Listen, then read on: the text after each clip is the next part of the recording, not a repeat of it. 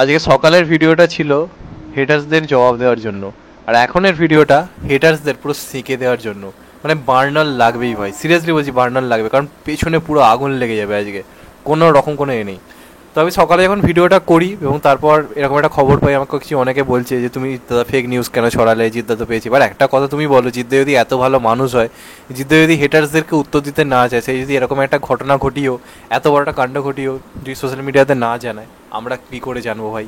বুম্বাদা নিজে পোস্ট করেছে, আদিল নিজে পোস্ট করেছে, তাই আমরা জানতে পারি। জিদ্দা পোস্ট করছে না, আমি কী করে জানতে পারবো?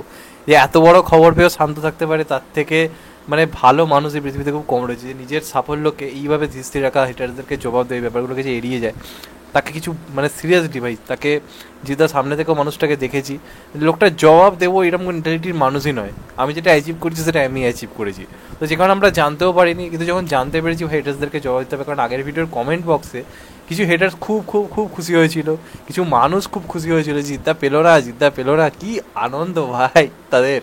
ওই এখন তো পেছন সেকে দিয়েছে, জিদ্দা বলিউডে গিয়ে বেস্ট অ্যাক্টর অ্যাওয়ার্ড পেয়েছে, এবং এর থেকে আনন্দের আর কিছু হতে পারে না। যে কারণে নাচতে নাচতে সেলিব্রেশন শেষ। কবে জিদ্দাকে আমি নাচতে নাচতে সেলিব্রেশন করেছি, আমার মনে আছে চেঙ্গিসের টাইমেই, আমার প্রচুর এক্সাইটেড হয়ে যেতাম তখন। এখন অনেক দিন পর একটা নিউজ পেলাম, যারা জিদ্দাকে মন থেকে ভালোবাসে তারা তো এক্সাইটেড হবেই, তো নাচটা একদম ভেতর থেকে ভাই, সিরিয়াসলি বলছি, নাচটা ভেতর শুনেই নাচতে ইচ্ছা করেছে। আমি দুপুরটা যা ডেটে একটু ঘুমিয়ে গেছিলাম, তারপর এই উঠে এই খবর পেলাম, অনেকে দেখলাম পোস্টও করেছে, দেখে লিটারেলি আমি ছিটকে গেছি যে হ্যাঁ ভাই, মানে এটাকে বলে অ্যাচিভমেন্ট।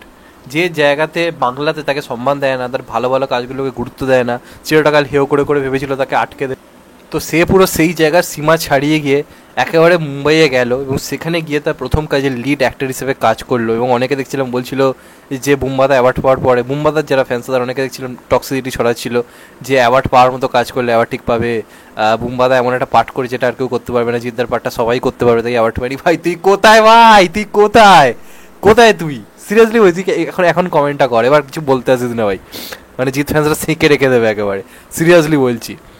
জিদ্দা সিরিয়াসলি ডিজার্ভ করে, আমি আগের ভিডিওতেও বলেছি, এবং সেটা আমি যে কোনো কারণে কোনো পোস্ট দেখিনি, কিছু দেখিনি, তা মনে হয়েছিল হয়তো জিদ্দা পায়নি, কিন্তু এখন সিরিয়াসলি বলছি, ফাঁকিদা বেঙ্গল চ্যাপ্টার রক্স, মানে প্রত্যেকে পেয়ে গেল, যারা যাকে আমরা পছন্দ করেছিলাম।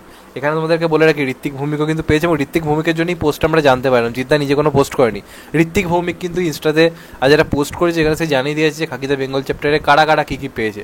তো Jeddah best popular actor award পেয়েছে লিড অ্যাক্টার হিসেবে, যেখানে লিস্টে জয়দীপ আহলাবাদের মতো অভিনেতা ছিল, পঞ্চায়েতের যে মেন লিড সে ছিল, তাদেরকে হারিয়ে এই অ্যাওয়ার্ড পাওয়া একটা বাংলার ছেলে, বাংলার সুপারস্টার, কত ভালো অভিনেতা হলে প্রথম ঝটকাতেই বলিউডে গিয়ে নেটফ্লিক্সের মতো একটা প্ল্যাটফর্মে পারফর্ম করে প্রথম ঝটকাতেই বেস্ট অ্যাওয়ার্ড জিতে নিয়ে চলে আসে, তাও মেন লিড পার্ট করে। ভাই আর কি চাই, এর থেকে আনন্দের কী হতে পারে? এই আনন্দ আজ সারা বছর কাটিয়ে দেবো ভাই, এই আনন্দে সারা বছর কাটিয়ে দেবো, এর থেকে আনন্দের কিছু হতে পারে না। অভিনেতা জিত কি সেটা প্রমাণ করে দিয়েছে, একেবারে রাপ্পা রাপ্পা রাপ্পা রাপ্পা করে দিয়েছে, বাংলা ইন্ডাস্ট্রিকে তো অবশ্যই হিটার্সদের একেবারে পেছন সেঁকে রেখে দিয়েছে, এর থেকে আনন্দে কিছু হতে পারে না। তবে আমি চাইবো জিদ্দা একটা দুর্দান্ত ছবি পোস্ট করুক। সম্ভবত জিদ্দা অ্যাওয়ার্ড অনুষ্ঠানে ছিল না, হয়তো কোনো শুটিংয়ের কারণে বা কোনো কারণে জিদ্দা হয়তো যায়নি, যে কারণে তাকে দেখতেও পাওয়া যায়নি। যে পোস্টটা করা হচ্ছিল সেই অ্যাওয়ার্ড প্ল্যাটফর্ম থেকে, সেখানেও তাকে দেখা যায়নি। তো এই সমস্ত কারণেই মনে হয়েছিল যে তাদেরকে জিদ্দা অ্যাওয়ার্ড পেলো না, কারণ জিদ্দা নিজে কিছু জানাতে ভালোবাসে না।